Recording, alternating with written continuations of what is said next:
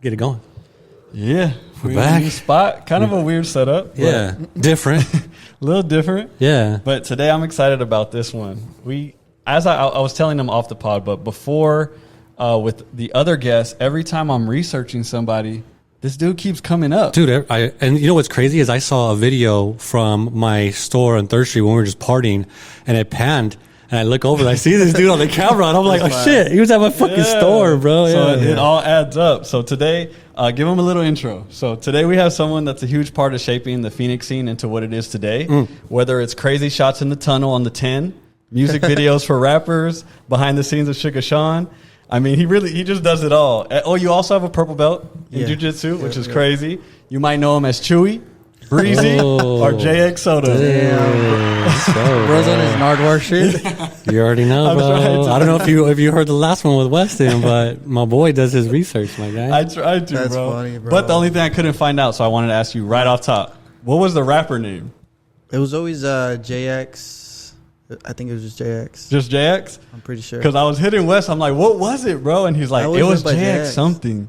That's what he said. But maybe it was just JX and he don't remember. Yeah, I don't even remember. Those were dark days, bro. Hey, why you say dark days? No, I'm kind of embarrassed of those days a little bit, but not really, though, because it kind of always led me to where I'm at now, you know?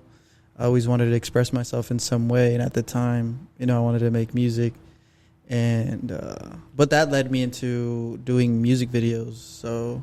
And then one thing kind of led to another, you know what I mean? Oh, okay, so... You were rapping with Wes. He said there was a group, right? Yeah, there were Ninth Vision, but by the time I joined them, I was just the videographer of the group. Okay. But yeah, I think at one point I was like, I just gave myself the ig low key. I was like, what am I doing rapping, bro? Let me fucking get behind the camera. Hey, you still got those beats or what? Fuck, bro. Only like very few people know that. Oh, now more people are gonna know that. But yeah, they're all looking you up now and shit. Hey, are they still on YouTube or what? Nah, fuck. I deleted everything, bro. You did? Yeah. Oh, okay. I get in those phases where I've done that a lot. Like I've even tried podcasting a lot. Yeah, I saw that a couple times. Honestly, probably like 20 when SoundCloud was popping. I was putting them up on SoundCloud. Okay. And I was just getting like all the creative homies on, and then something just clicks. Like let me just delete everything. And then same thing with I did the whole YouTube thing, and it was doing pretty good. And then I was like, let me just pause on this. What was? I kind of always pick up a project. Give me the background of that shot on the 10 in the tunnel where the dude's out of the sunroof. Do you remember that one? Oh, that shot you're is talking about fire. I don't know who it was. Yeah, bro. That was a lot of back then. Obviously, you don't really have a budget, or you're not, like, you're just broke, right? So you just have the camera, and me and the homie were just like, I forget how that shot came about. I don't know if he was like, yo, let's do this shot. And then it kind of reminds me of like the Joker scene, you know, where he has like his head out the window. Yeah. Oh, yeah. And yeah, I mean, it came out cool. I have like that was like, I don't even remember how long ago, 2014 maybe, 15? I'll try and put up maybe a little shot of it. Yeah, but do like, it for sure. When you see I don't know why people haven't done that. When you see that tunnel, you know where that's at. Yeah, exactly. You know where it's that's at. Why we did it too. We're like, oh, everybody in Arizona is going to know this tunnel. So that's why I was shocked to see it. Like, why has nobody done that shit? That's a Phoenix thing. That's a Phoenix thing for sure, like bro. If you know, you know type vibes. Yeah. But yeah, bro, I've worked with a lot of people for sure. But like working with P and them, I call him P. He goes by Weston now. I call him Old Man Weston now. Yeah. That's what he says. He's like, I'm an old head. He always says I'm an old head. But no, they kind of brought me under their wing a lot. Like that whole group. When I was like super young, bro, I wasn't even 21 at the time. Yeah, he told me you was in the club with the camera. Yeah, bro, that's what I was about to say. So they would give me like a fake ID and like bring me in the club and shit. I was like 19 or 20 or maybe 18, around that age. And they just really like brought me under their wing. They were always like a little bit older than me, so they would just hook me up with whatever, bro, like money or just like place to crash or what else? Fucking drinks. Julio was like the manager, so he always used to give me all his old Supreme shit. Like, oh, dope. This was like, I don't know. You're a kid, bro, so you're broke. You don't got any money or anything. You know? So you're thinking, damn, fucking, this is lit. I was like, this is fine. Sleeping on the couch and yeah, shit. for real though. Yeah, like they would be like, yeah, you could crash on the couch. I'd have a girl over or something. Like it'd be cool. It was a really good time. And I think eventually, I don't know what happened. Everybody just, you know, got to start working and going about their lives and shit. Did you end up during that time or leading up? work regular jobs too? Yeah, I've had so many jobs, bro. Okay. I fucking worked McDonald's, Amazon, fucking call centers, retail. Bro, I've had so many jobs. It's insane. Yeah. Yeah, but I haven't had like a 9 to 5 in like probably 4 years or something like that. Oh, nice. 5 years maybe. Dope. Damn, that's crazy. So you put your time in. Oh yeah, I put in. I mean, Because you always hear about these people that are like, you know, straight out of high school. They're like, I knew I didn't want no fucking job. Yeah. So they don't even. Obviously, nobody wants a fucking job, but it's like, okay, I'm not Let's gonna be be real. broke, bro. Yeah, let's be real. Yeah. Can't be broke for So too long. you're from Phoenix? Yeah, born and raised, bro. Nice, Moved around a lot. Like I started West Phoenix, so like from like first to third grade, I was like on 75th and McDowell, and then from like middle fourth to like freshman year, I was like on the east side, like 32nd and McDowell.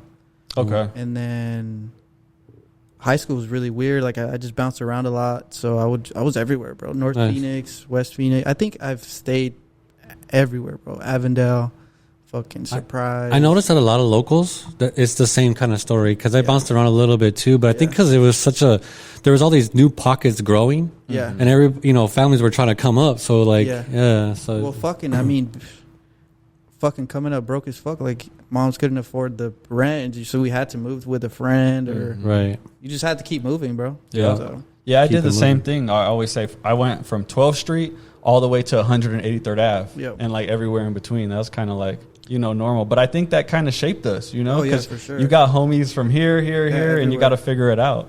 yeah, You know? like how you brought up the homies from back in the day, like that. Those were like high school days, and then I have homies. Like obviously, I have like my jiu-jitsu homies, and then I have like pockets of like the creative homies. I just have like a bunch of The jerking different types. homies. Yeah, for real, bro.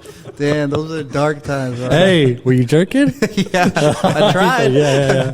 Thought it was Right, Chris right. Brown and shit. Talk to us about Breezy a little bit. Fuck, bro, that's crazy. That's like freshman year, I think, bro. Okay. I think this was like MySpace days. It was bro. MySpace. Oh, So yeah. for anybody that don't MySpace, know, dope. his MySpace name was Breezy. Yeah. Oh, gotcha. Okay. And okay. then You fucking with the I know, do. bro. What the? He's like, I didn't know you were gonna bring this shit up, my For real, dude. fuck it, Yeah. though, fuck it. No, like, yeah, this was like freshman year, bro. Big Chris Brown fan. So I just fucking went with Breezy. Everybody used to call me that, like, for real. Oh, really? Yeah. And then I started to switch over, like, on TikTok, Twitter, fucking. I was always JX something, but the X was always like a, just like, you know how people used to use it like as a underscore or like a space or something. And it was JX something, bro. I swear, it was like, I don't know. I would always change it. And then some girl was like, hey, JX. I was like, that sounds kind of cool. So I just kind of ran with it. Okay, I see. So that X wasn't originally an X. It was just like a filler. Filler, yeah. Like a dot or a space. And then you just ran with I it. just ran with it. I like it. Yeah, it's dope. You don't really hear that too much. No, not at X, all. yeah. I've never heard it ever. I mean, JX. And then I just, obviously, my last name, Soto. So just ran with it. Damn. That's pretty dope. That's too. dope. So, Yeah. so what made you originally pick up that camera was just that transition from you rapping to like being with the rapping homies, or were you shooting something before the rap videos? No, so I could always remember, so like growing up, my mom, like waiting up for my brothers and sisters to get ready, I would just always watch like the countdown, like the MTVs. I would watch those all the time, like just getting ready, you know, like obviously as a kid, even till this day, like it doesn't take me 10 minutes to get ready, bro, to leave the crib. So I would get ready quick. Obviously my sisters and stuff still like whatever doing what they're doing. I would just be drawn to like the music videos. Like I would just be in a trance, bro. Like I would be like, dude, this is the coolest thing ever. And then they started releasing like the behind the scenes. I don't know if you guys remember that, but like, you know, they would show the directors and like, I don't know, something about that. I was like, dude, the directors are the coolest motherfuckers ever. Like they're the ones making the rappers look bigger than life, you know? And I felt like just drawn to that. And I've always wanted to, just do that. And then I finally picked up a camera probably like a little bit after high school, probably like a year after high school. Wow. Like I bought a camera from my homie. I don't know if you guys know him, but he's like a local videographer. His name was Truly Films. I think he does shit for like, I think I seen his IG. Yeah. yeah, bro, that was the homie. That was like one of my very first homies that was like showing me about cameras and like settings, and like he would invite me to his shoots. And then one thing led to another, and then I met the homie Summer the Kid. He used to do shit for what was his rap group? But he was like kind of similar vibe as me, where he was the videographer of like a certain group. And he like knew his shit to the T, bro. Like he was like a professional, and like luckily he brought me under his wing, and he would show me how he films, like lighting, and like how he would edit, and like his workflow. I felt like he's the one that kind of taught me a lot too. And yeah, just one thing led to another, bro. I just kept filming. What was your first camera? It's a Canon Rebel T2i. Oh, that's nice. Yeah, that was my very first one. So you had to learn how to do photography, videography, and then editing, right? Yeah, I did it all at the same time. So I was just like, fuck, when I first picked up a camera, I was so like, I just wanted to take pictures for everybody. Like I just wanted, in my head, I was like, I just want to work with as many people as I can. And that's how I kind of made a friendship with P, Old Weston. And I just was like, hey, bro, can I just take pictures of you and shit? He's like, yeah, bro, of course. Didn't you DM him? Yeah. Is that what it was? Sure I think that's what he said, yeah. I'm pretty sure I did, bro. That's crazy. You said Old Weston. Damn, dude, don't give him that name, bro, because, you know, he's still doing it, man. We'll still call him P. We'll still call him P. Hashtag Old Weston. Yeah. You gonna call him OP? West, like, seriously, I'd be like, bro, your name's Phil. Chill. I'd be on Not the My cover. boy, Phil. Someone hit him with that in the comments on one of the reels. really? They're like, calm down, Phil. No, that's the homie, bro. He's been... He's a good dude, man. Solid. Yeah, he's solid. He's always been good people. He's always looked out for me and shit. But... yeah, bro, I hit him up. I was hitting like everybody local, like anybody that was doing anything kind of cool. And from my perspective, I was like, yo, can I take pictures of you for free? Like, do videos. Like, I just wanted the experience, you know? I don't know what in my mind was like. To do it? Yeah, to do that. Yeah. Like, I had no fear. Like, yo, worst they can do is they open my message and don't reply. Don't Cool, reply. bro. I did the same thing with, we had him on the pod, but Core Capital that does a lot of the I local rappers. remember him. So, like, I did the same thing. I was doing video stuff at the time, and I DM'd him, like, hey, bro, could I just spend the day? And he said, yeah. So I just kicked it with him and, like, learned so much game from him and all in one day. Yeah, bro. So, like, you never know who will. Has anybody, like, come full circle and you've done it for somebody yet? I'm sure it's going to happen, but I'm trying to think who have I, like, probably the homie Dow. Like, he's one of the dudes that hit me up. Like, yo, bro, I like what you're doing. Like, can I just, like, same shit, can you follow you around? I was like, yeah. He just became a homie. So, and I don't think he is doing videos, but I don't know. It's weird. Like, back then, everybody wants to be creative, right? But then you kind of grow up and you either, get a girl pregnant or you fucking have to, like, start paying bills and all this shit. So it's, like, hard to balance that, like, creativity and just work life, bro. So I feel like a lot of the homies, not that they fell off, but, like, they had to, the creative shit, like, you don't see money for a while, you know? So it's, like, you kind of have to pick and choose. So I feel like a lot of the homies back then, like, they're not doing anymore because everybody's grown up now, you know? They're, like, 30 or late 20s and shit. And they just, bro. Kind of sucks. I don't think I've brought anybody under my wing quite yet, though. But people do hit me up, and I'm open to it. I'm like, yeah, you can come, but this is my schedule. You know, if my schedule works out with yours, cool. If it doesn't, like... Yeah, bro. Even when I hit you, like, I was just throwing it out there, like, hey, bro, we would want to have you on. And you're like, when do you guys shoot? I'm like, oh, shit, let's get this shit going. Yeah, like, super game. I think because you guys knew P, and, like, he's good people. So I'm like, I always kind of judge off of that. You know, if this person's surrounding themselves with these, then you guys must be good vibes too. You know? Yeah. Okay, That's how I cool. see it. Yeah, so he gave us the cosign. Damn, we've had a lot of good people. Actually, like the community that's kind of going around right now is fucking dope. To be honest with you, bro. Yeah, bro. It's been growing a lot, huh? Yeah, and again, like I'll have to send you that video, bro, of P when he was performing, and I panned. There was a lot of people in there, bro. That now, yeah. And I was like, damn, like I didn't even realize it was you. Like I was. Yeah, I'll be honest with you. That wasn't that long ago, right? That wasn't that long ago, bro. It was like last year or something like that. Was it last year? Was it last year? Dude, No, it wasn't it that was long like 2 or ago. 3 years ago. Maybe I think 2 it was years 2. ago. I Maybe think 2 it was years 2. now. But I look, because for me, I put that event together, and I was a fan of whoever was coming too. Like it was Jake F, Dan, and then it was P and another homie. And I was like, damn, I can't believe I put this fucking shit together. Like I was tripping, bro. And then cool. Everybody in the crowd was there, and I saw you and all the other homies there. But I was gonna ask you, bro, like when did you get your first tattoo? Probably when I was like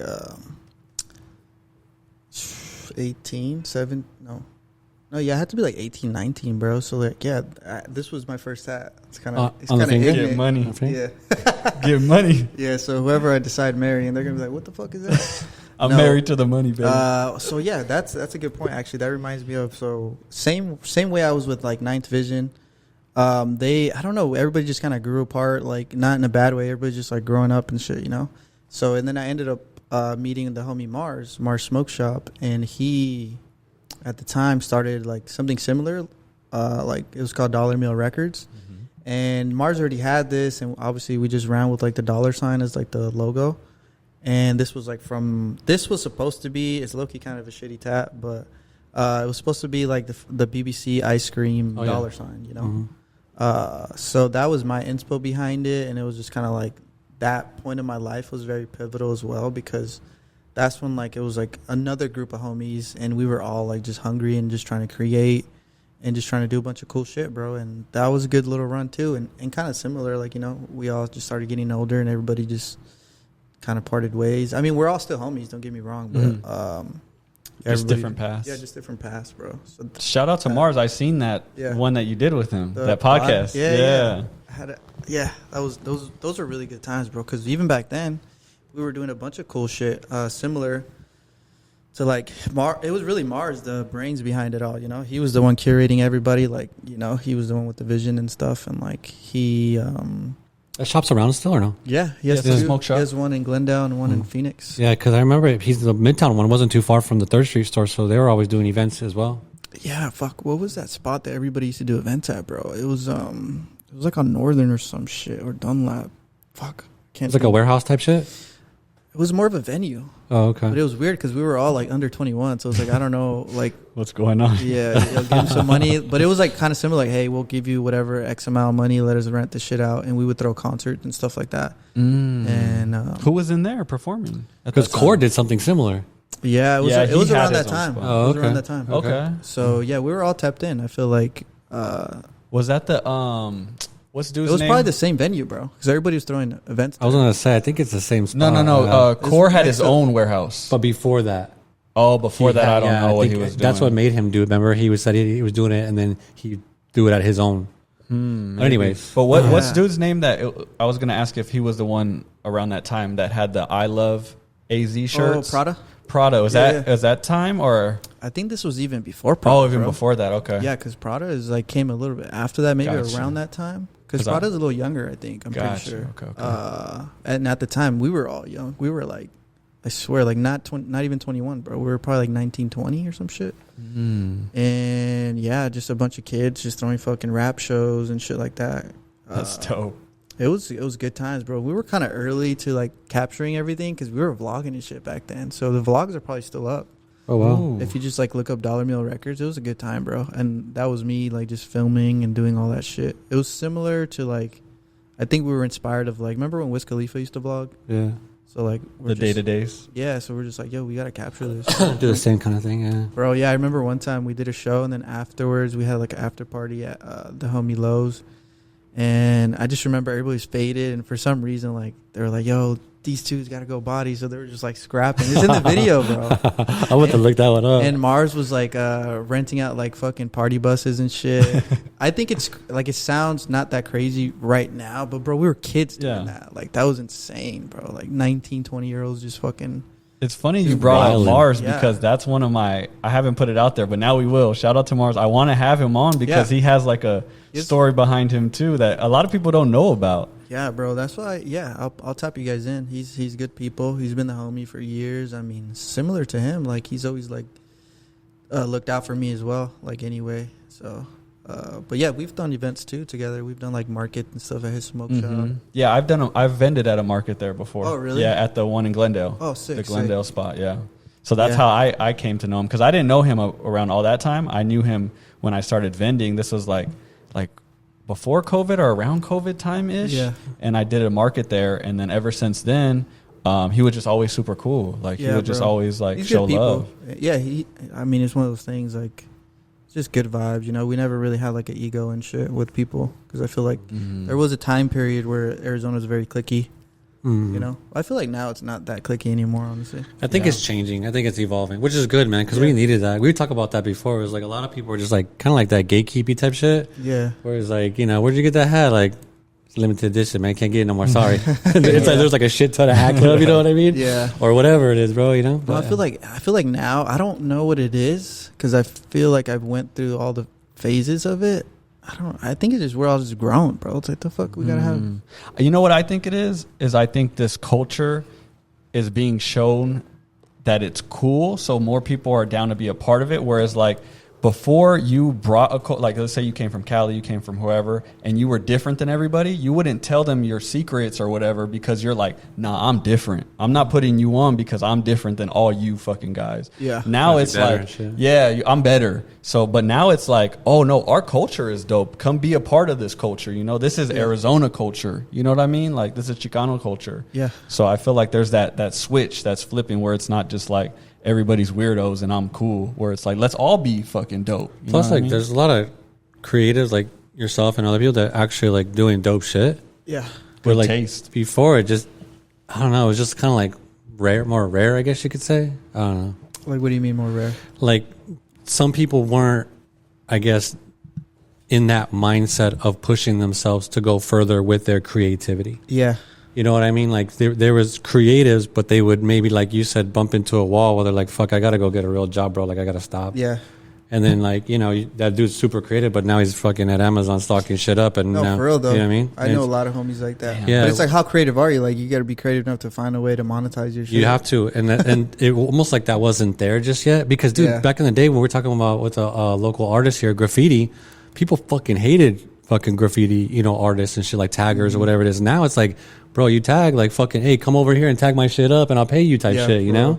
So it's like, I think it's just evolved with the times where like that creative shit is not frowned upon no more, where it's like, hey, that's fucking dope. Like, let's link up. I think too, like what creatives dealt with a lot is they feel guilty or bad charging for whatever it is. Yeah.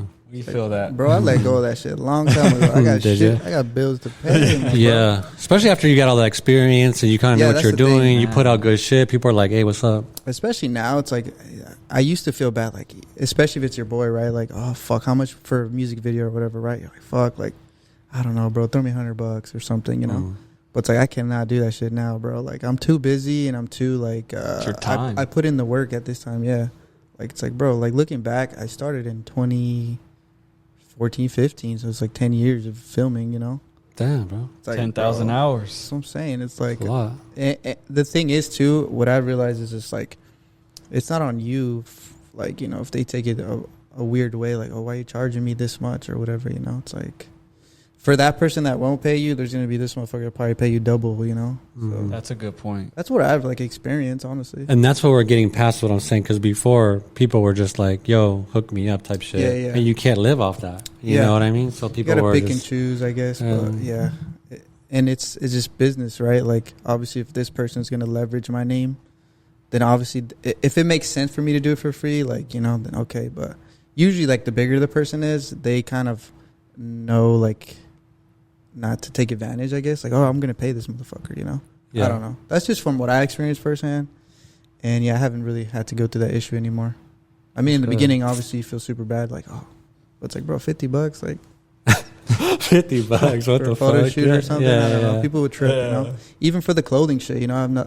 I have a lot of homies like with the brands. They feel guilty, like fuck, I don't know, charging this much for a T-shirt. Like I feel like I'm ripping people off, but it's like, bro, this is business, bro. Like you just got to get over that little like mindset, you know. I started the same thing when I was selling T-shirts. I was selling for cheap, bro. Like there's at one point where I was telling people, how much do you want to pay? Yeah. Yeah, I didn't give a fuck, dude. I think you got to go through that, though. You got to go through that shit, bro. Then there's a point where I raised my prices like twice because I was like, man, fuck this. Yeah. And no one blinked an eye, bro. I did the same saying. thing with Frankie, too. Frankie was telling me when I was selling stuff to Frankie for him to have vintage in the store. Yeah. And he told me, like, hey, bro, you're selling this shit too cheap, bro. Yeah. But I just felt like let's get this shit off, you know? But he's like, nah, you got to raise your prices. And that kind of changed my prices, too. I was like, shit, you're right, bro. Yeah. I think it depends where you're at, too, though, financially, right? If you need that bread, like, fuck, you got to let it go ASAP. But you don't want to get in that habit of selling it cheap all the time. Like, once you get to a better place where it's like, yeah, I need to sell it, but I don't need to sell it, like, this very instant, you know? Like, be patient with the buyer, I guess. Yeah. I think something that's important that I've noticed doing some research on you is that you just have, like, good taste. So, like, that takes you a long way to where, like, you can look at something and know that it's going to look right on camera or a shirt is going to sit right on somebody. You know, you just have good taste overall. Have you noticed that? Or Yeah, I would like to believe that as well, that I have good taste. I think it just started from just, I don't even know how you develop that, honestly. Yeah. Just like, I think there is some basic design shit. Like, I'm trying to think how to, like, even word it, I guess. It's like not trying to like reinvent the wheel. Yeah, type. exactly. I think in the beginning I was trying to be so like kind of very different, you know, but then I soon realized like, yo, when it's too different, people don't like that, you know. They want like something they're used to in a way. And I think that's the approach that I have with it. I've always been a big fan of like Steve Jobs and shit, and how he just like simplifies everything. And I feel like it's one of those things too. I remember he said like people don't know what they want, so you put it in front of them, you know. Like I think it doesn't have to be so crazy, bro. Everybody does t-shirts, you know what I mean? But then you start getting into like the deeper part of a brand where it's like, what is it like, I guess, mean, or what's like the vibe behind the brand, I guess, you know, like why should people connect with it? Like I feel like everybody drops with like a logo tee, like obviously, but you find a way to just I don't know, communicate that message of like why this brand is cooler than this brand. I don't know, because everybody uses the same blanks now. Everybody screen prints, like bro. Yeah. It's not a secret. No, it's not a secret anymore. Yeah. And then maybe in the beginning, but now. No, it's definitely out there. But I think too is a lot of people buy from people that they like. Yeah, I think that's a big thing. It's the person, because I think like for me, I made a lot of relationships, and I just noticed people. I don't know. I just like being genuine, and meeting people, and like connecting with people. And there's certain people that you kind of connect with more. Yeah. And for the good years, like they just kept coming back. It could be anything too. It could be as little as like, oh, you're Mexican, bro. I fuck with you. You have your own brand. I'm gonna fuck with you just because you're Mexican. Right. I don't know. Hey, like you're repping AZ. I'm gonna fuck with you. Whatever it is, like it was cool like that. And then now, doing something different, but still within the apparel space. And like you got to still build that brand. Like there has to be a personality behind it for I feel like people to really fuck with it heavy. Yeah, and I think a message like you were saying, like yours is be the product of your highest wishes. Yeah. For anybody that doesn't know, your brand is called Product. Yep. Right. Yep, product. Talk to me about that quote. Be the product of your highest wishes. Did I say that somewhere? I'm pretty sure I did. So like I was reading this book one time, and that was like a quote in it. And that's pretty much this. I was just like, damn, this code is hard. Let me run with the word product. And I know it could be kind of vague, but that's where you're going to have to like design around it, right? Like the colors or the font or like the people wearing it. But yeah, I just started that kind of similar. Like I feel like, music videos and like fashion and everything's all intertwined. So it's like, obviously all the cool rappers have cool clothes. So it's just like, what are they wearing, And obviously like inspired by, obviously you see like anybody like Pharrell, and he's like at the time wearing Bape or BBC or whatever. And you start doing your research on that, same thing, like, oh, who designed his shit? Then you find out, oh, Scathing Ape, or this guy did it, or he met Nigo, or Nigo used to be apprentice for the guy that does fragment design. You know what I mean? Just little shit like that. And it's like, now you could just find it on YouTube, like just history of Nigo or some shit, which is cool. It's all put together now. Yeah, it's all put together for you. Before you had to piece it, like, what? Oh, yeah, or you would have to ask the homies. That's what I was about to say. Bigger, like, NERD fan, like, hey, bro, like, and they would tell you, like, there's those nerds, like, no pun, but, like, they'd be, like, nerd out about NERD or any niche type, like, brand, and like, people would be arguing, like, no, Wayne wore it first. No, Push had it first. Yeah, like, and then back then, it was, like, streetwear was more like, oh, like, that might be fucking fake, and you would have to go, like, it wasn't, like, Reddit or anything back then, right? Did you hear about that? What? That Wayne, that famous Wayne in the Hustlers music, that is fake? Oh, I think I did see something like that. Like, what? And that's like an iconic photo, huh? Iconic, bro. What I also heard is that Nigo was running, I don't know if this is true, I could just be capping, but that he had the same, like the warehouse that was doing the fakes was his as well. Or something. I saw that. I just read that, as a matter of fact, yeah. I think Ben Baller said that. He said he made like millions of dollars from it, so dude. imagine it's like I'm running the actual product and then I'm running the fake product one too. Yeah. That's crazy. Genius. It's kind of genius, bro. Yeah, because it's going to happen anyway. It's going to happen So he's like, let me take advantage of it, Yeah, that's, damn. I didn't read that. So not only was he killing it for the real side, but he was killing it on the fake side as well, bro. Yeah. Getting back to product though, I think you were saying it's kind of vague. I think that like is why it's so dope, because right when I seen the name product, I think of like product of your environment. Yeah, a lot of people do. And that's like kind of what you go to, but that's not exactly what it is, but it could be. Yeah, it could be. That's the thing. It could be like if that's what sounds cool to you, then run with it. Exactly. Yeah. Obviously, that wasn't my intention exactly, but I kind of get it because now it's like turning more into like a martial arts type brand. I still have that very streetwear style to it, but I'm trying to, I guess, blend both worlds at this point. So, because I don't want it to be like, oh, you have to do jiu-jitsu to wear my shit. Like, no, I want people, like, even like a shirt like this, you know, anybody could wear it. So I'm trying to find that balance, like, right now. Because you do gis and stuff too, right? Yeah, I do. Training gear for jiu-jitsu. Yep. Mainly jiu-jitsu stuff. I've done, like, boxing gloves and stuff in the past. But mainly just, like, gis and no-gi stuff. And I still do a lot of streetwear shit, like, obviously T-shirts, shorts, shirt, like, everything. All that good stuff. Yeah. There's not that I can think of. Maybe you do because you're in that world. That brands that are blending, you know, streetwear and fighting jiu-jitsu stuff. Like honestly, not that I know of, especially locally. Yeah, no, not locally. Yeah, you're the one doing it, and I feel like a lot of your success goes to you being in the streets, like with the people doing these pop-ups. Like, talk a little bit about what made you decide to do that. Is it just because you guys been doing that, or like? I feel like in-person thing was always big for us. Like, I mean, from like the Dollar Meal Record days, like we are like, yo, we gotta like be outside, bro. You know what I mean? Like, just fucking. I don't even remember if like IG and shit was this big back then, but everybody was outside more. Like, I mean, I feel like it's still like that. Like, there's an event every weekend now. Gotten like that now, back to like after COVID. It's really kind of like, which is cool, man, because it's good to get everybody out now, bro. Yeah, like, I mean, I feel like me and Mars were big on that. Like, I don't know what kind of like inspired us to just be outside and just be in tune with everybody and just meet people, you know? I feel like that's a big thing of just like building your brand. It's just like just legit meeting people face to face, you know, not just like Instagram and shit. I think it's cool that the homies have spots to do that at as well now. Yeah. You know what I mean? Like, because like you're saying, the homie Mars, like he didn't have his spot, but like you guys grew up and now he's got a spot. So now you can kind of like do things there. You got Jesse doing it. There's a bunch of different like spots now where like, it's like for the community. Yeah. All like the homies have like transitioned into like having their own business and they're like still tapped into the like, the local scene. They're always like open arms, you know, like I think it's smart. I think it's smart as like if I had my own business, like a brick and mortars type spot, I would do that. Like lean on like, what the culture is doing, I guess, It's just smart. I don't know. But yeah, I've always just was like, let's just do pop-ups and just meet people. How did that one go? The one at the Greater Good? Greater Good did really good. No pun. But, it did Greater Good, yeah. So yeah, me and the homie Austin, he's like a big part of the brand as well. He's like my main designer for the clothing brand that I work with. And me and him, we just kind of lock in. I feel like our design sessions are just like, we'll just have like a reference, like a mood board type day.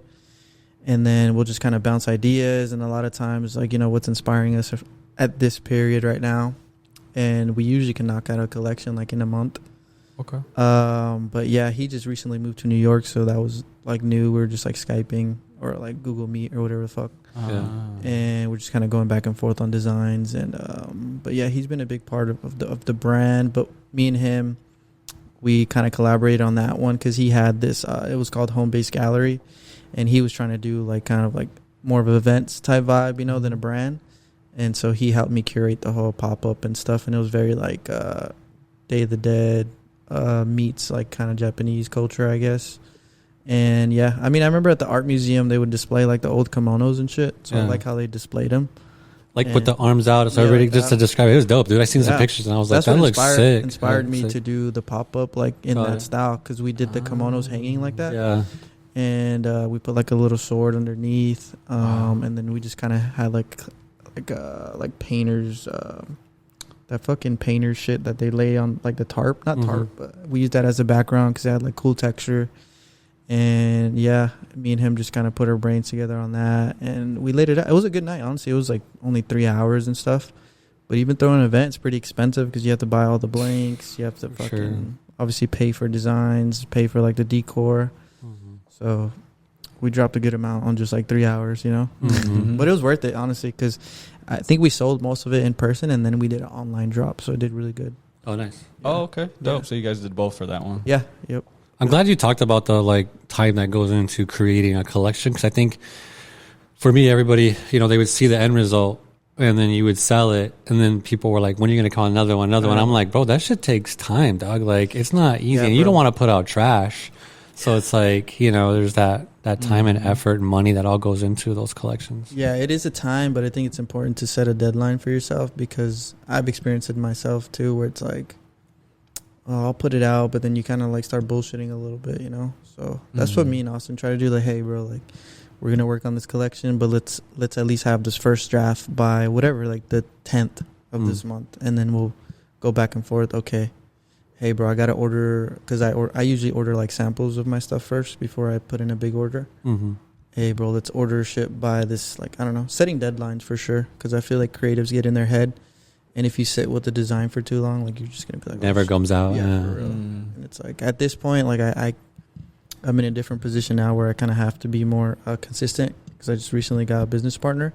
So, and that's the thing we talked about, where it's like we just got to at least have shit in stock, like, every month type vibe. Oh, nice. Hey, congrats, bro. That's a blessing. Yeah. That's all, like, recently, like, in the last 2 months. Oh, really? Oh, that's fire. So more collections then. Yep, more and more. Like, something's me and dropping soon, right? Yeah, we're dropping in July a brand new collection, like all new designs and stuff. Nice. And we should be good. We have like 4 collections that we did basically. Ooh. And you screen print yourself? Yes, I used to screen print a lot by myself. I started, bro, like, you guys know the homies from Their Space or no? Yeah. So I started with Justice, bro, in his garage. Oh, wow. Because that's what, exactly where they started, yeah. Well, before that, I started with the homie Ivan. He goes by like Ivan Attacks or something like that now. He had his own little setup. And then before that, I was going through the homie Vega Print. That's the homie. And before that, I think I started with Vega Print. Yeah, I know a lot of homies did their brands through them. Yeah, and then one thing led to another, but they would do it for me. And then I always was intrigued. I don't know. It's just like, dude, I want to learn how to screen print. Yeah. And then Their Space, when they first started, bro, they didn't have that many members, not nearly as much. It was like literally in his garage. And Justice was showing me a lot about like how to screen print and stuff like that. And then I ended up, who did I meet after that, bro? Now I'm partnered with Studio 1108, and they're like a screen print warehouse. And they let me screen print whenever. Oh, nice. But if it's like a big order, bro, there's no way I'm doing that myself. Yeah, you know what I mean? So we kind of have like a deal where I can screen print whenever I want. Oh, that's sick. Or they'll do it for me and stuff. So nice. Okay. Yeah, that's dope. Yeah, I think this pod will come out in the first week of July because we'll have Mike. So yeah, if you want to let them know, obviously it may be out already or coming out in July, but let them know where they could go. Yeah, I would say just follow the Instagram page at Product de Soto, and then or my personal jx.soto. I usually just promote my stuff on there, and my website's just jxsoto.com. That's usually where I drop everything, and people could just buy shit from there. Pop up too?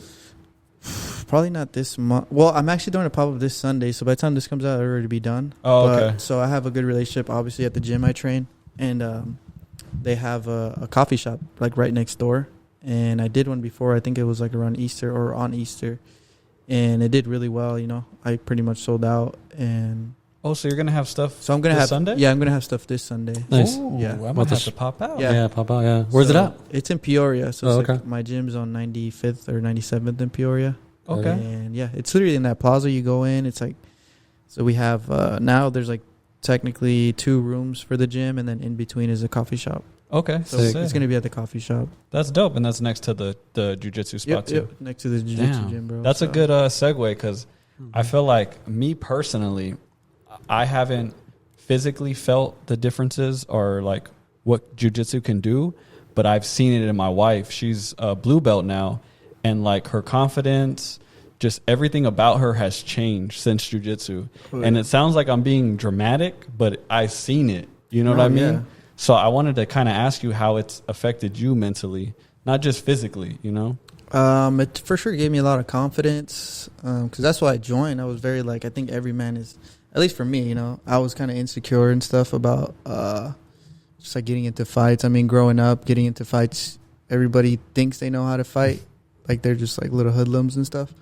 And I mean, I've gotten into like scraps and shit like that, but I've always had like this, like, you know, you get nervous and shit and scared, like, fuck, I might get my ass beat, you know? And I was like, something in me, like, I was like a little bit after high school, was just like, yo, I want to address that, like, feeling, you know? I never want to feel that way, like, scared, like, I can't even hold my own type thing. So I've always heard of jiu-jitsu. Funny enough, to obviously Joe Rogan, he would always be preaching about it. And yeah, just one day I was like driving home, bro, and I seen like literally the sign just said jiu-jitsu. I was like, bro, I got to do it. And it's fucking pulled in? Yeah, I think I just looked at their schedule, see when they're open. And even before I signed up, bro, I was still so fucking nervous. And then like I think I pulled up to the parking lot like, okay, they should be open at 9 a.m. It's like 9:05, 9:10. Fuck, nobody's here. I'm just gonna try again tomorrow. Just being scared as fuck. Yeah. So I went in the next day. And I was like, all right, I can't be a bitch. And then I ended up just going in. And usually people are like, oh, like do a trial class, this and the third. But I was just like, nah, like here's my card, just like right, like I'm down, like I'm in. And then I don't know. After the first day, bro, I swear, like I fucking loved it immediately, bro. I was just like, this is the coolest shit ever. You're like a real life superhero. Like I felt like John Wick for real, So I was just like, yo, I gotta just keep doing this. And like, sure enough, like I think I'm going on 7 years of training now.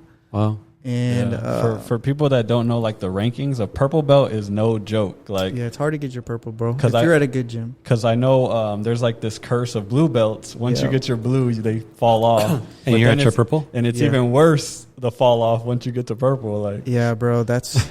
Yeah, I'm in an interesting place right now, too. Because I did feel like they call it, like, the blue belt blues or whatever the fuck.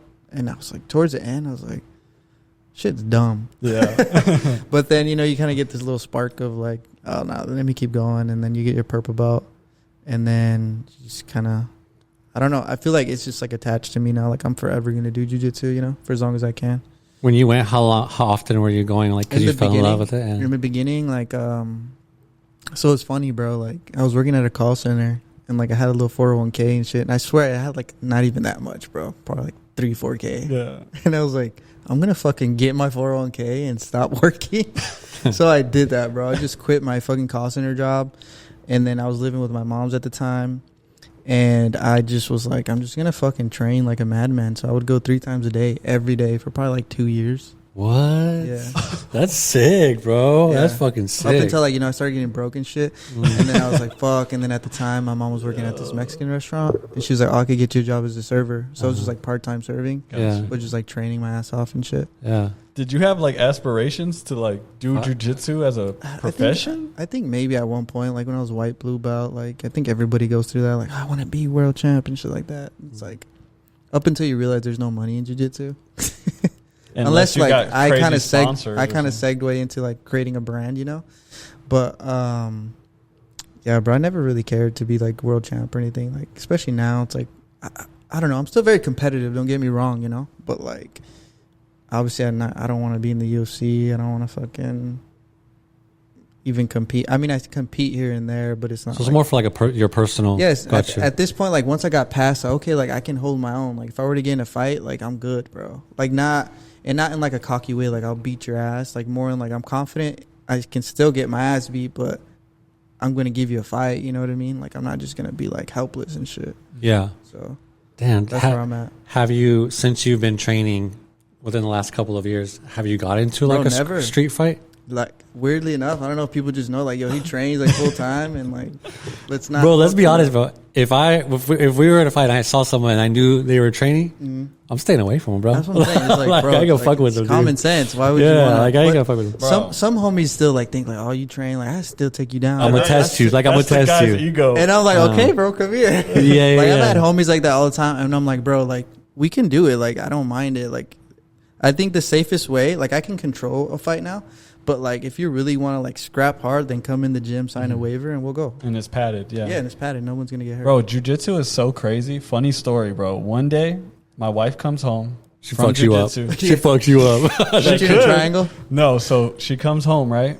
She walks in the door. She's like, man, everything was just hitting right today. The moves that I've been working on were firing. Like, I kept getting these takedowns, blah, blah, blah. Like, she's, like, going on. And I'm, like, looking at her, I'm like, what the fuck happened to your eye? She had a big ass black eye, bro. Damn. While she's telling me like how everything was hitting, huh? Yeah. I was like, bro, what the fuck? And she's like, oh yeah, somebody headbutted me, but we were like, and it keeps going on. And I'm like, dude, look at your eye, she's bro. a Fight Club shit. Yeah, yes, for real. Bro. Sometimes when you get in scraps, you don't even realize like you got elbowed or something. You're she's like, is it that bad? I'm like, dude, your shit it's bad. Like it was a different color, not just like black. It was like.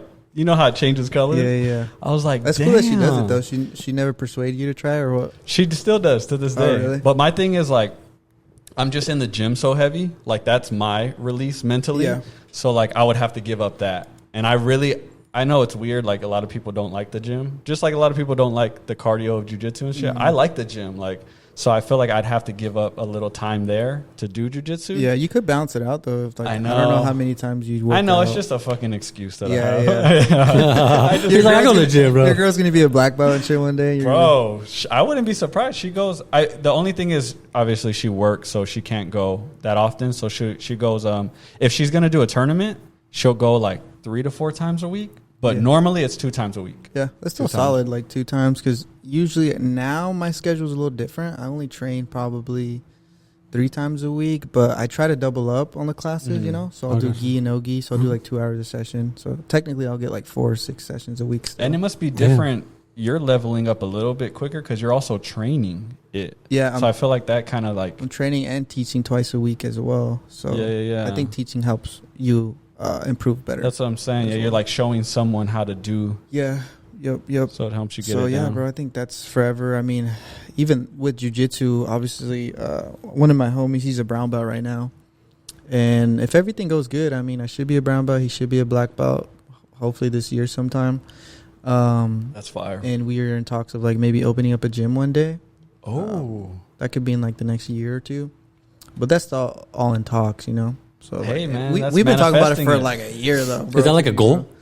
Yeah, you know, that's for me and him, but we've like talked about it, and I feel like I would be very comfortable going into business with him because he already has a successful business, and I think vice versa. He looks at me like I've been running my brand and stuff, and he sees like, okay, like we both can run a business, you know. And you have to have a black belt to open one, right? You don't. I think you open it like a brown. Oh, you can? Okay, sure. So that's why I would be a brown and he'd be a black belt, unless I wait till I'm a black belt, because I feel brown is the belt you're at the shortest usually if you're training like consistently.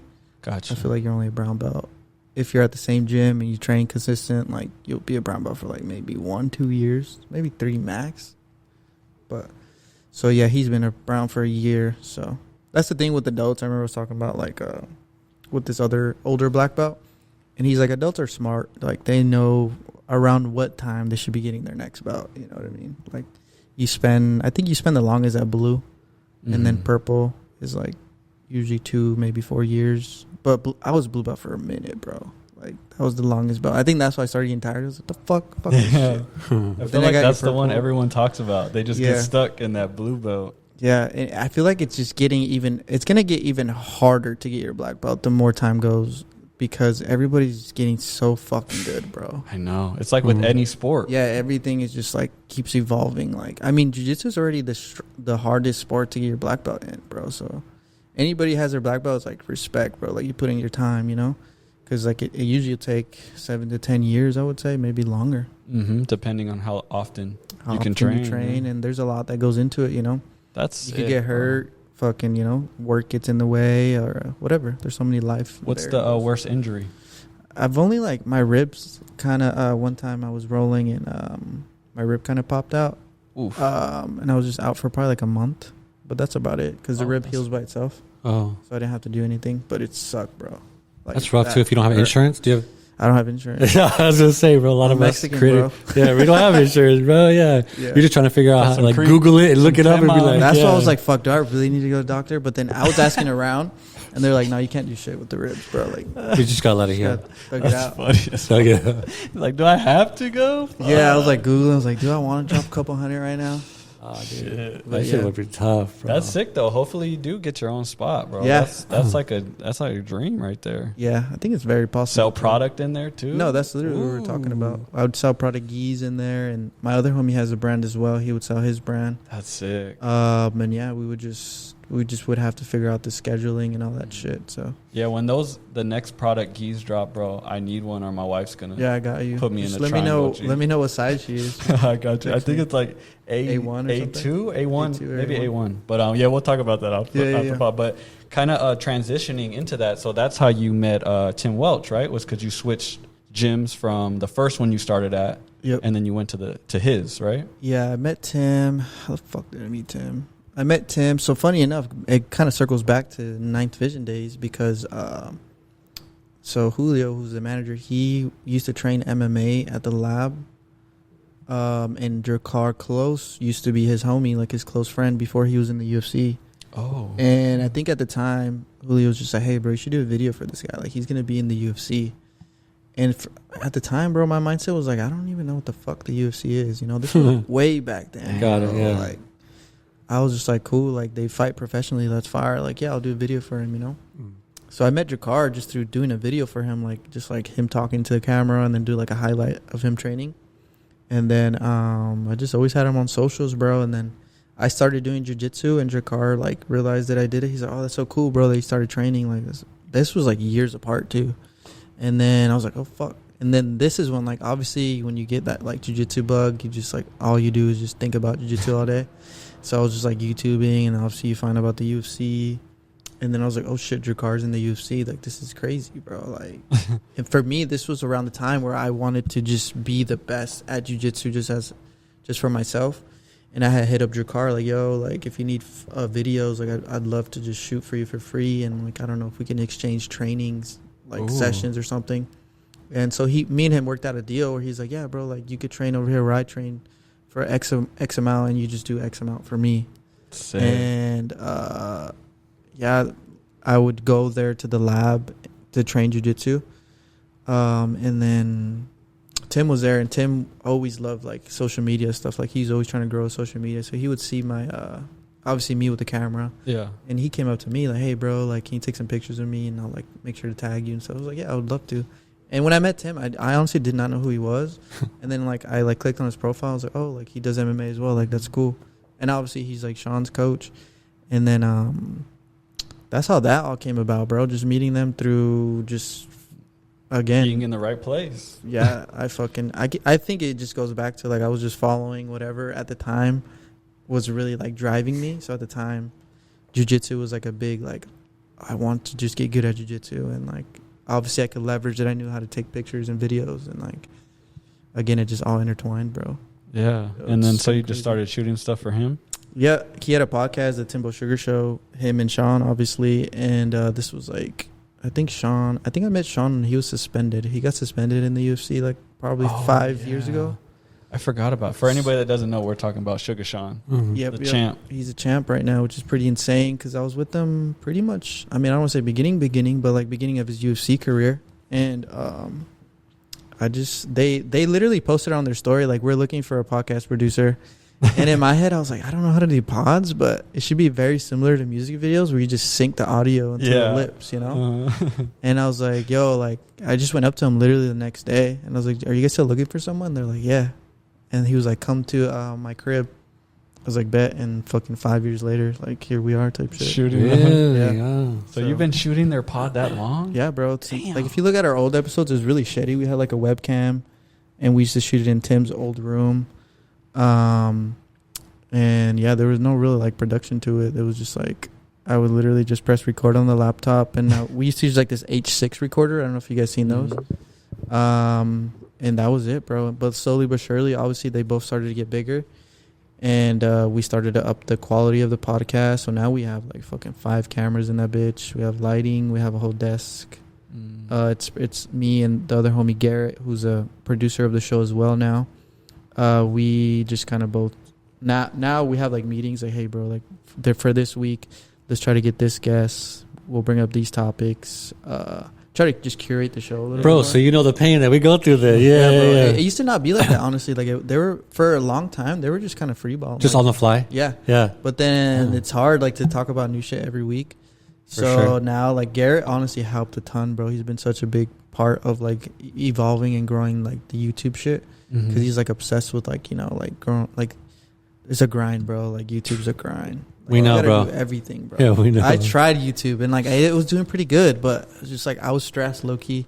So I kind of just stopped. And I was like, I need to just focus on my brand. But nowadays, you have to do all that social media, though, even with the brand. So I'm trying growing YouTube, bro. Like, when you see a video on YouTube and it has, like, a couple hundred views, you're like, oh, that's not shit. But when you personally get, like, 200, 300 views, you're like, damn, we grinded for those bro, 300 for views. sure, man. You just got to keep grinding. That's just going to, like, I don't know. I think when me and Mars did our pod, bro, we were clipping a lot. Like, I had another homie who loved to do clips. That Death Row one went crazy. Yeah, that shit did, like, over 100K. Yeah. We were like, what the went fuck? Crazy. Yeah. Why? I remember that one. I know. I was and like, when we were talking, I was like, when he asked me this question, I was like, bro, this is a dumb question. I don't even want to answer it, but I'll do it just because, like, just filling in space, I guess. And it Yeah. just went like low key, like it went did viral. numbers on on everything, like YouTube Shorts, IG Reels, and TikTok. But I Oh, was really? looking at your podcast does very well on the Patreon, and you could still watch it from Patreon to YouTube, and those my views are personal up one, or too. what do you mean?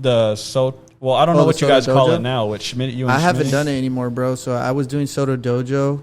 That was me just like interviewing like other people. And then I started to transfer over to me and Schmitty. Yeah, And then we low-key just stopped. gotcha. But it was doing good, bro. It was getting good That's numbers. what I was looking at. The numbers, like they were really good, bro. Like the engagement, the comment bro. section was going crazy. Like, I don't know. I was stressed low-key. Like I had a lot going on. I mean, I still do, but I was just like, I had to make a choice. Like, you know, like I got to put my energy into just like, I can't spread myself thin, you know? yeah, So I kind of just stopped. But I do want to maybe do vlogs and shit again.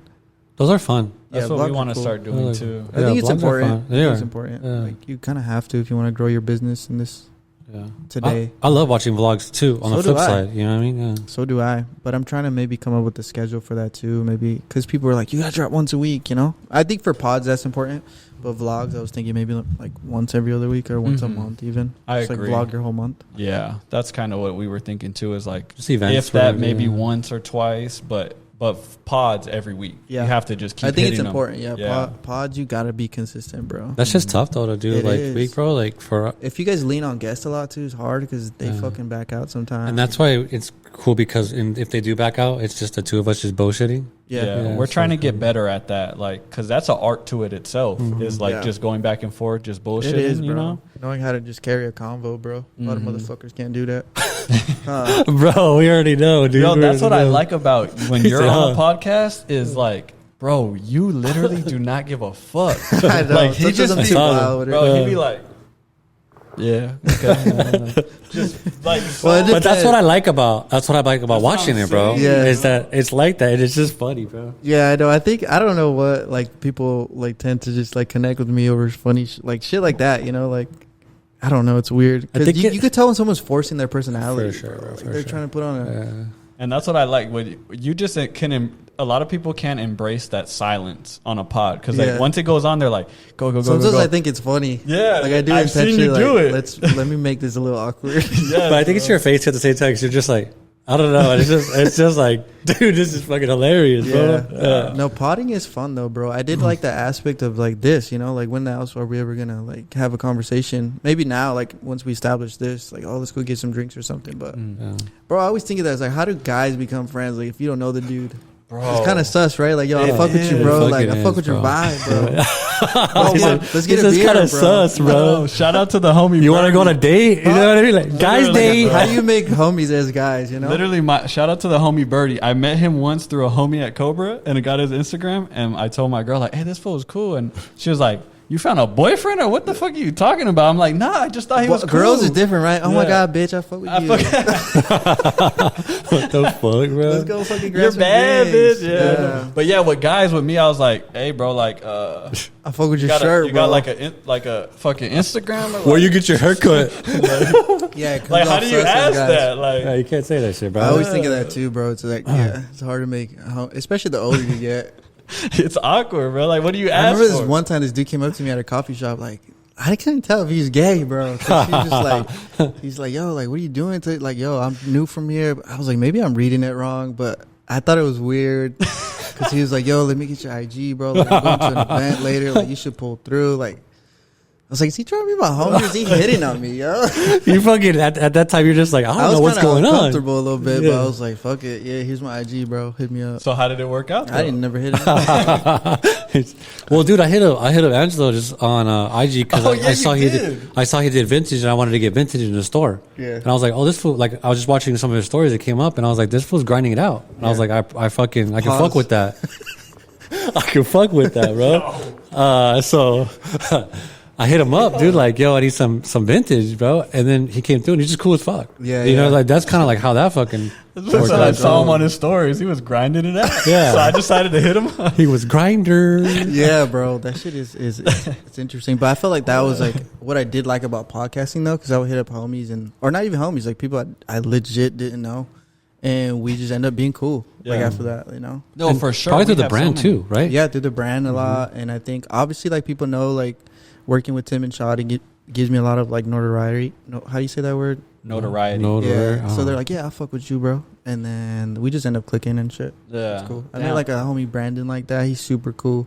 He just got his black belt in jiu-jitsu. Oh, sick. We had like a really good conversation, and I was like, damn, fuck with this dude. And it was just like more on like, oh, you're homies with this dude, like kind of same vibe, you know, like, Yeah. oh, you guys all must be cool if you're homies type shit. Yeah, I think going back to Sean, I think that's why you get such good shots that people don't see, like the behind the scenes stuff, Yeah. because he's so comfortable with you. Like, 'cause Yeah, I you think guys are that's a like big thing. family, you know? Yeah, Like, I've known him for years, bro. Like he's legit my homie, you know. Like there'll be pockets of like, yo, I forget my bro's famous and shit, you know. But like he's super like down to earth, and like he's blessed me a lot, and like just like believe in my vision as well, you know. And he's gave me a lot of like free range, like when we were first coming up, like, you know, do whatever. Like I trust your vision, like with the vlogs. And him and Tim have been like big mentors, and like they've just supported even with the brand, you know, like they see that I have my brand, and they're always like, well, now it's a little different. Now everybody gets like sponsor deals and shit, but those in the beginning, like, you know, they'll always rep it, they'll give me my shout out and shit like that, just like just off of homies, you know, like you would do the same for him. Yeah. So it's kind of cool. I got to experience a lot through them, bro, like traveling a lot, like experiencing behind the scenes UFC. what do you Fuck, think you your name it, favorite, bro. like, because I know there's things you've seen and you're like, God, this shot is fucking. Do you have like one that comes to mind where My you're favorite like, shot or something, yeah, or like like you're a like, vlog or something maybe. yeah, Yeah. just Honestly, bro, the dollar meal record vlogs were sick, bro. They aged pretty well. I look back at my old shit, I'm like, that shit's still cool right damn, now. even over Sean. Shit, No, like, no. Well, like I look back at that's that sick though. That in 'cause that's, comparison. real Like shit. I think a sick vlog that I did for Sean that went like really big was we went to Miami and we met like Steve will do it and all the Nelk boys and 6ix9ine for the first time, and that vlog was crazy, bro. That vlog I was bet. sick. That sounds fucking crazy, dude. Yeah, I think that one did like Is there, almost 1 million views. bro? Like, I gotta just ask you, dude. Like, I'm just thinking, like, for you, from like just everything you came from. Yeah. Now you're like, let's hop on a plane to Miami. We're gonna go Yeah. kick it with the Probably Nut a Boys, jet. 6ix9ine and shit like that. You're just like, what the fuck? I was just like, I've always had this thing about me though. I don't really get starstruck, bro. I think that's why even them, they like fuck with me, you know, because like I'm pretty cool with like Steiny and shit. I just did his podcast, and like I don't know. I'm talking to him like this, you know. I'm not You're like not fanned out. yeah, I'm not fanned out, and it's not like a guy thing or anything. I legit, I don't know. There's like very few people that I'd be starstruck of, and when I saw them, I was like, they're just regular ass dudes, like just doing funny shit, Fun shit. and they Yeah. just happen to fucking be the How biggest. was 6ix9ine? Honestly, he was like super cool with me. Yeah? I think we connected because he's like, "You Mexican, bro?" I was like, "Yeah." He's like, "Ah, fuck with you." He's like, I haven't seen no Mexicans. Yeah. But he was like super down to earth. I mean, obviously, like you see all the internet shit, like he's crazy and he's always starting drama and stuff, right? But like in person, like we were literally just at his crib playing fucking Call of Duty, bro. Like, and I was just vlogging that. Oh, though, you guys know? were at his crib? Yeah. Oh, damn. So and then we were in like at one point he's like, "Yo, I'll let you drive my McLaren, bro." I was like, I was like, "No." Then Tim ended up driving his McLaren. Oh, you turned it down? Yeah. No, I think Tim was like, "No, let me drive." He wanted to drive. Oh, or some okay. shit. I would have been nervous. Imagine you crashing McLaren. Bro. But did you vlog it? Yeah, yeah. I'll have to watch that It's one. on Bro. it's on YouTube It's still. on YouTube. Just look up Miami vlog with Steve will do it, and it'll pop up on Sean's page. That was a really fun time, bro. But yeah, sometimes I don't know. I don't really I don't know how it is. Like I look back, like damn, I've done a bunch of cool shit, but at the same time, it's like I'm still like just barely getting started, I guess. you know? Yeah, for sure.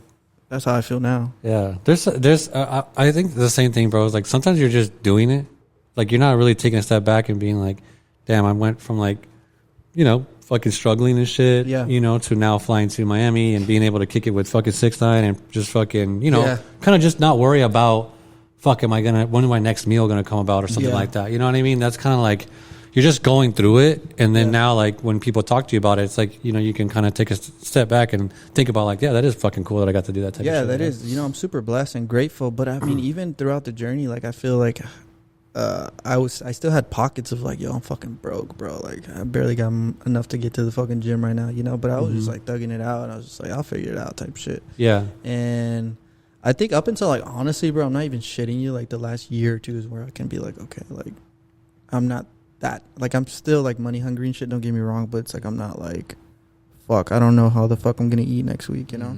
Yeah. I was like that for even when I was with Tim and Sean. I was still grinding it out, because you gotta think when we first started, they didn't have like a crazy budget and stuff, you know. So it's like they were paying me, but I wasn't like rich as fuck. Wasn't a salary. Yeah. I was just like, we were all still trying to figure it out. I feel like now we're all in a better place, but up until like, I swear to you, like probably 2 years ago, like I feel like, okay, like I'm not as stressed like financially, you know. So like I'm in a better position now. But I think outside looking in, people probably think like, oh, you're chilling with all these famous people, you must be like loaded and shit, you know. It's like, nah, bro. Like even grinding. I feel like the creatives are always like the last. Like they're the, even though we're doing like all the cool shit, right? We're the last people that they kind of think of like paying out in a way. Fuck sometimes. yeah, dude! You It's know that. I mean? That goes back to what I was saying, bro. It's like you get to that point where you're just like, I can't keep doing this. Like I gotta fucking go make $25 an hour. You're stacking. making me feel better though, because it's been a little over a year now since I quit my like real corporate 401k job.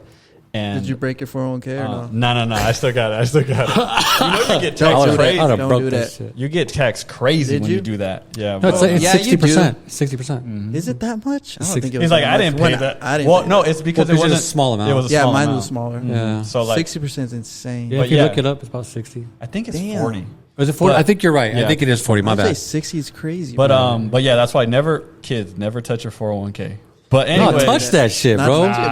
Touch it. Feel it. Hey, don't do it. If you believe in yourself and you really want to do something that's going to take you forward, bro. Look at, dude. What? Bro. This is not financial advice, though. You know. This is my financial advice. Touch it. It's because Bitcoin. That's the world I came from. I was a broker, a stockbroker. So I came from that world. So you're good with your money type shit. Yeah, I guess. But what I wanted to say is, you're making me feel good because this is the brokest I ever been, bro. Yeah, bro. And I'm over here like, damn, should I just go back? But I love what I'm doing, you know. I have fun every day, but like you have the a money, kid and shit or no? Yeah, I have a daughter. Oh, I have a 4-year-old. So like, but be like, yo, let me get a credit card. Throw it on the Amex, bro. Yo, so like it's been rough for me. I can't lie, because my whole life, bro. I started working in like 7th, 8th grade. I've been working since then. Yeah. So I've never not had like a check coming in until this past year, you know. So like, I mean, it's been a year. Like, how have you been doing it? Just the vintage shit? Yeah, just vintage. That's the only thing. Bro, you know what's crazy, dude? Sorry to interrupt you. No, go. Because I don't have a corporate job either. So Fire. Yeah, same. So we run into the most random shit, bro. Like I just remember being at a corporate job and saying, you got to go in, you got to clock in, you're there all fucking day. You know what's gonna happen. Yeah, you know what's gonna happen, right? But now we're gonna go meet with someone. The next thing you know, some dude's popping over the wall, fucking, hey, you want to smoke some weed? Yeah. We're at a bar, like we're doing all this crazy shit, and we're like, what the fuck just happened, dog? Like we're making no we're money. in the hood, fucking, someone's about to get fucked up, dude. Yeah. It's like 1 o'clock, you know. It's like, bro, what happened? I know, bro. That shit is wild, right? Like, yeah. It's like while all your old coworkers are at break talking about how much they hate their fucking job. You know what I mean? Like, it's crazy, bro. Luckily, though, for me, bro, like I was in a good position where I've never, at least I was always aware of like, yo, let me not get the craziest car and have a crazy car payment, or let me get into whatever. Like I feel like all my homies just have crazy bills, bro. Yeah, like, that's what you you can't live do below what you your want. means. Yeah, I've always had that in me, even till now. Like I'm making better money. It's like I need to just like chill though, like. Bro, I've always heard like when you make more money, you elevate like your life or whatever, and then you kind of stay at the same place. Though. You're stuck there. Yeah. Like say you went from you made I don't know, originally 3K, and then you make 5K a month or whatever, but you get a new car, but it's like you were making still broke. Same thing. Yeah. That's why you got to live below your means. Yeah, like, that's what I'm trying to bro. do. That's what I'm doing. When I have no soap in that bottle, bro, I throw a little water in there. Feel me? Keep it rolling, bro. Like we got to keep. That's just how I was raised, you know. Like because I had a lot of siblings, so. There was a lot of times there wasn't shit in the house, and I'll tell my mom, and she'll be like, "Oh, next time I go to the store, I got it." But like for the next few days, you got to thug it out, you know. Bro. That shit sucks, that's where that comes from, you know. Like live below your means. I'd make those Little Caesars pizzas stretch, boy. My boy. I was a manager at Little Caesars. I'd eat once a day, bro. That's it. That's all I need. Got to do what you got to do. Fast in the morning, just eat. My boy about to pass out at jiu-jitsu. Like, yo, just be like girls, like you know those memes where they're just like all I had was this, and it's like coffee and weed and shit, bro. I've witnessed that in real life. I walked out of the gym and 2 girls walked in. She's like, bro, it was 6 o'clock at night. I was walking out of the gym. They were walking in. She's like, I only had an apple today. So I'm like, yeah. Bro, hey, but it makes me thankful now. Like I'm in my apartment, I'm like, damn, I'm fucking blessed, bro. I got fucking just the smallest shit, you know. Like I got groceries, I got fucking car. You got like the little things, but at the same time, it's like okay, we deserve the nice shit too, you know. Got to treat You get there, bro. You're Yeah, at least you're progressing and you're with it. getting there. Yeah. Yeah. Go steak dinner with it. It came full circle, bro. This is the Beyond the Brand podcast. Our favorite question to ask at the end is, why do you do what you do, bro? Like, you do so much for your community that you don't even see. Like I said, I was researching you, finding all these old videos. Now you're, training jiu-jitsu, you're teaching jiu-jitsu. Like, why do you think you do it all? So I'm bored, bro. I'm just kidding. Nah, I don't know, bro. It's just fire. Like, it's just something to, it's just like a calling, I guess, like I've always felt like I wanted to be creative, so just like following my kind of, I don't know, my urges to be creative has led me to where I'm at right now. I mean, I don't know. I don't want to talk like, oh, I fucking made it, but I'm in a good position in life because I put in the work and, I've just followed like, what I feel is right at the time, like I've always loved videos. So I picked up videos. I've always wanted to address like certain insecurities. So I addressed it. Now it turned into jiu-jitsu. Now I've always loved clothes. And I kind of feel like I'm just mixing everything together. Like, just, I don't fucking know, bro. Into a lifestyle. Some deep shit, Yeah. Deep quote right here. Where's that deep quote? Where's that deep quote? You got it? Get rich or die trying, bro. Get rich or die trying. That's why I do what I do, bro. No. You know what? No, I respect like you, bro. I respect you because when you think about it, when you say like, hey, the homies kind of went and did their thing, it's because some people aren't willing to struggle. Yeah. And thug it out and kind of like make it happen and then progress. Instead, it's like you get caught in this like a time where you're just like, I don't want to struggle, so I'm gonna go take that $25 job an hour and live in the means that I want to live, or what $30 an hour, whatever that is. So it's tough to like, I think you can do both as long as you manage your time right. Yeah, I mean, I did both for a while, bro. I was working a full-time job and doing the brand, and then I finally was like, fuck this, I'm going full-time with the brand. So I mean, like, yeah, you could definitely make it work, but there is a struggle, bro, that people don't want to go through. They don't want to struggle. They don't want to have with jiu-jitsu. I think that's why people go to it so much, is because you're in uncomfortable positions, like on the mat, but in real life too. Pause. You know what I'm saying? Bro, I get what you're trying to say. You know what I'm saying, though? Yeah. Like, people, when they hit that uncomfortable spot, they're ready to jump out. Right. And quit. Yeah, especially in jiu-jitsu, it's like there's no real like reward outside of just like internally, unless like you're trying to like make your own business out of jiu-jitsu somehow, but that's going to take a while, like I said, bro, like get your black belts, like you're going to thug it out for like 7-10 years plus maybe, so I think, I don't know, I've always saw the potential and shit, I'm like, like I feel like picking up a camera, bro, people are always going to need media. And I feel like it's just getting bigger. It's getting bigger, yeah. Bigger and bigger. Even when like people got scared of the whole AI shit, it's like, bro, AI is never going to learn to be creative. Right. In my perspective, at least, like, not in my time, I don't think. Mm-hmm. And people are always going to want like human connection, I feel, And I feel like, I've just always saw the potential of like what videography could be. Mm-hmm. And jiu-jitsu was more of like, I never really thought about teaching up until I started to get asked to teach, and then now I see like the reward in that too, like passing another skill to someone. I don't know, I think I just like enjoy skills that like I could literally go anywhere in the world and I'm still gonna be able to work a camera, teach jiu-jitsu or screen print or build a brand. I don't know. Yeah, that's how I look at it. Damn, I always try to pick up those type of skills. Yeah, that's just your lifestyle, bro. Yeah. And I feel like an important thing that you've said throughout is like you've always just followed that urge that's in you, like where you want this, you want that, you just keep following it. Like, let's see where it goes. Like, it's important, I think, to like not suppress that if you can. Yeah, I don't know, something about me, I was just like, I'm just gonna try it. I'm just gonna do it. I'm just gonna try to talk to people, see where it takes me. Worst comes to worst. So like, what's the worst? Right. They say no. You're broke. You're broke. Get a job, bro. Get rich or die trying. Beyond the Brand podcast with your boys, Frankie P. Angelo B. We out. Peace.